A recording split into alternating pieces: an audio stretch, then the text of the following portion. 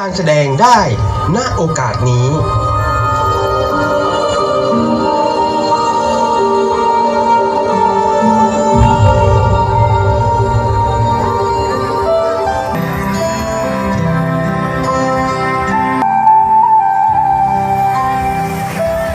จากปัจจุบันสู่อดีตการ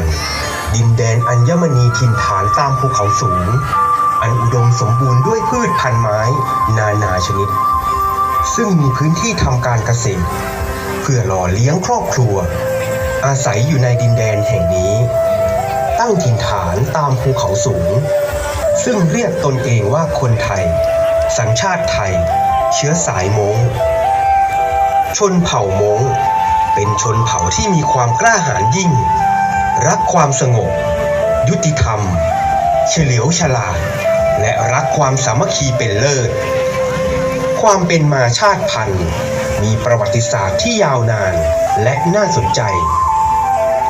ประเพณีสืบสานกันต่อมางานกินข้าวใหม่ชนเผ่าม้งนิยมปักผ้าม้งด้วยลายวิจิตรบรรจงสวยงามสวมเครื่องประดับประดาร่างกายด้วยเครื่องเงินสวนเสเฮฮาสนุกสนานมีการละเล่นตีลูกข่างโยนลูกช่วงระหว่างหนุ่มสาวศิลปะการแสดงเป่าแคนรำแคนศิลป์ขับร้องเพลงอันเป็นเหตุให้มีการกล่าวขานกันมาจนถึงทุกวันนี้